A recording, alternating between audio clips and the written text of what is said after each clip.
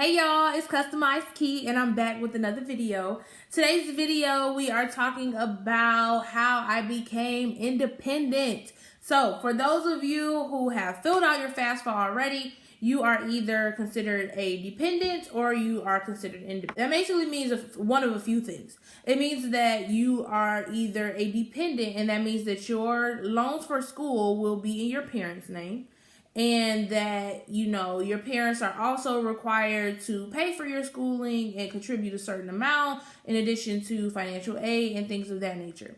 Those of you who are independent, you may have children, but you're basically on your own. So your loans will be in your name. You may qualify for a lot more grant money and things of that nature because you are taking care of yourself as it relates to your college matriculation. So we're going to go ahead and get into this video. I'm going to tell you guys my story. I'm going to tell you some of the things that I loved and that I didn't love about being independent. Essentially, when I first went to college, I was considered a dependent. I was under my mom, and most parents, depending on what their credit looks like, it determines how much money you will be eligible for, what you're expected to contribute, which is your EFC, your expected family contribution.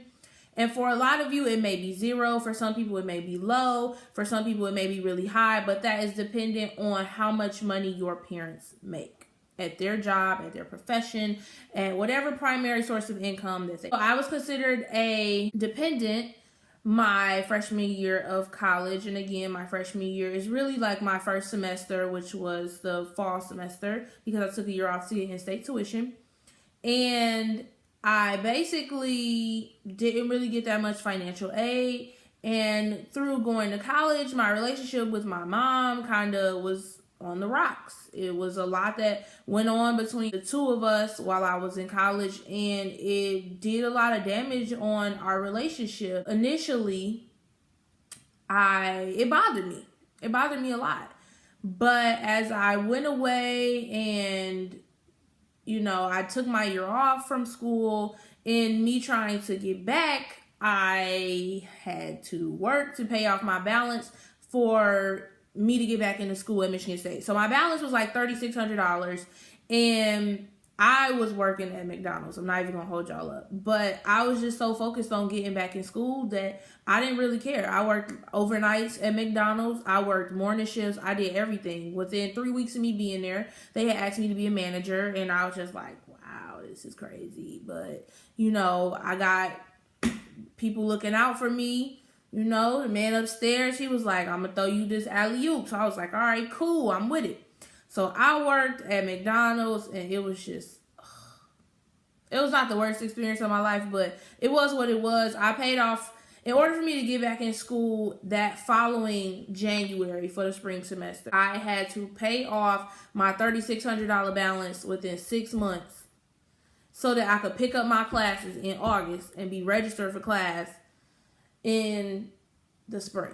Now, I had a best friend who was considered independent, and I was not communicating with my mom. Like, our relationship was non-existent during that time, and we both were just going through a lot, and it took a toll on our relationship, which in my mind at first was like, oh my God, like, I didn't have that resource available to me anymore. But kind of just looking back on it, it really wasn't that bad because it ended up playing out in my favor. So how that worked was that I had a best friend, like I said, and he was considered independent. And just through having conversations with him, he was able to give me some insight on how I too could become independent considering my situation.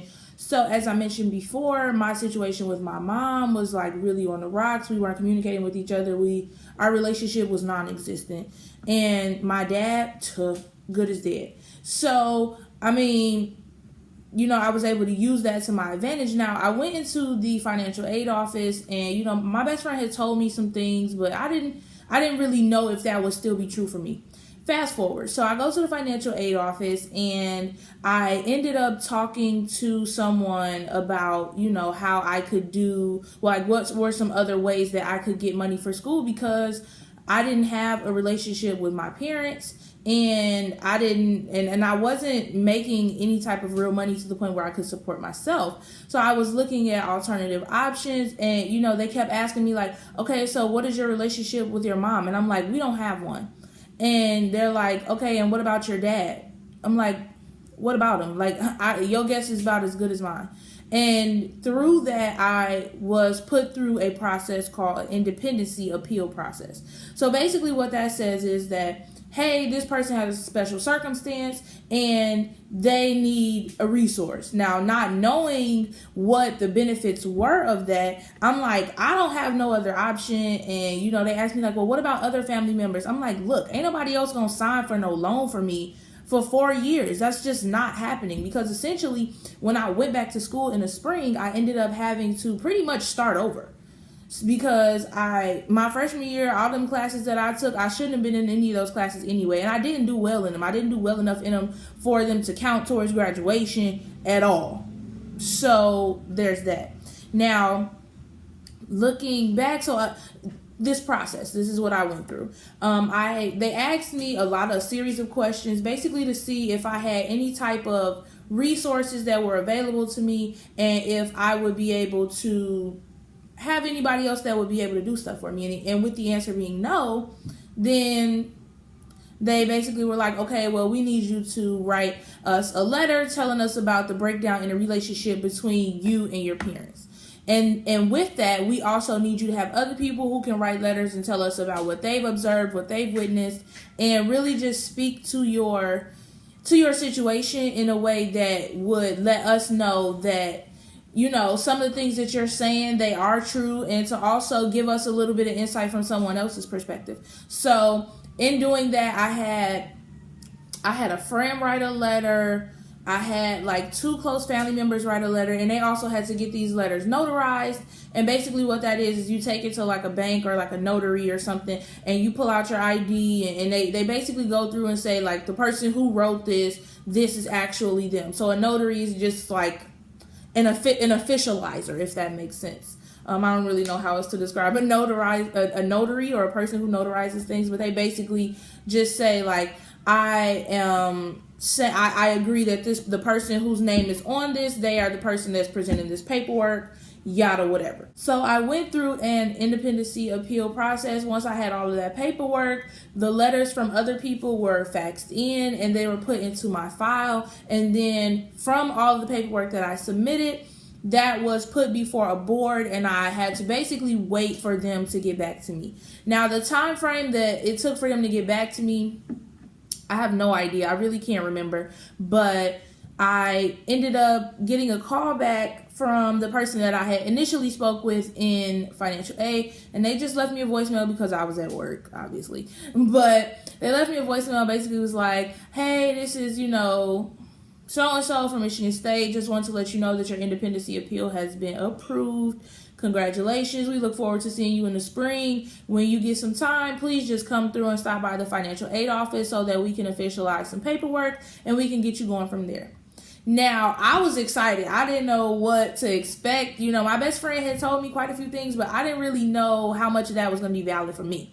Now, he told me, like, yeah, you're going to get a lot more money, but I didn't know if that meant, like, grants, if that meant, like, loans, if that meant scholarships. I didn't know what that meant. Thankfully, the plus side to that was that I got a lot more grant money. I got a lot more financial aid. I had a lot more financial freedom as far as the things that I was able to do because of the type of financial aid that I started to get. Previous to that, as an out-of-state student, I wasn't really getting any financial aid. I never got a refund check, so I didn't know what that was. A refund check is basically when you get financial aid money and your like school fees are taken care of, and then if there's money left over from that, they give that directly to you in the form of a check. It can be direct deposited. You can go get a check and pick it up and things of that nature, and it is money that is readily available to you. So with getting refunds, my first refund check that I ever got, I think it was like maybe $4,000 or $5,000, which was bomb. No, that was when I was off campus. Yeah, so by the time I was off campus, I was getting refund checks of maybe like $4,000 or $5,000. And then when I was on campus, I was getting refund checks of maybe like $1,200 to like $2,500. So, you know, and from that, I was able to buy books. I was able to take care of like campus bus passes. I was able to just purchase other things that I really needed for school. So like I needed a lot more clothes. I needed a lot more professional dress pieces to put in my closet. So I was able to get those things. I was a lot more stable.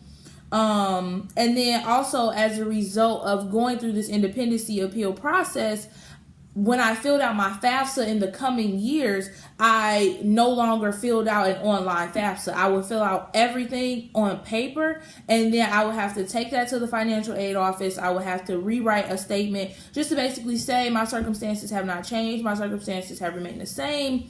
And then that paperwork would be officiated by those in the financial aid office, and then it would be sent out from there. Although my relationship with my parents at the time was on the rocks, it was something that I was able to benefit from long term because I was able to connect with other people who were in the same situation that I was in. I know that for other people to become independent on your FAFSA, that's why they ask you questions like, do you have a child that you provide more than 50% of the financial and, you know, emotional support for? Have you ever been homeless? You know, and I think it's like maybe 3 or 4 other questions that they ask you. I'm not really sure what they are because, again, like I said, I only filled out an electronic FAFSA one time. So that was basically my journey through financial aid. That's how I made it through college. With my refund checks that I got when I was living off campus, I paid my rent up. I will have another video where I talk about how it's best to spend your refund check, how to use that refund check money to work for you. I know a lot of people who I used to hang out with in college, they would take a portion of their refund check money and put it into a locked account that will accrue interest over like maybe a year's time. So by that next semester, that next fall semester that came around, they had a good amount of money. So they might have put in $50, $75, $150. And then by the end of the semester or by the time that year is up, that money has accrued interest and they can also add to it. So it was a way for them to save. And then that next year, they're like, okay, I'm in a bind, but I got this money that's about to unlock, so I'll be okay. I will have another video, like I said, coming up about how I use my refund checks to basically benefit me and to stay afloat. This has been my story about how I became independent. I hope that those of you who are out there who are going through similar situations or who need alternative ways to get through school, although scholarships are great, scholarships are not long-term. This was something that was a lot more long-term for me, and with being able to get in-state tuition and then on top of that be able to be independent as well, it was just a great benefit. So if you like this video, give it a thumbs up, comment, rate, and subscribe, and I will catch y'all on the flip side.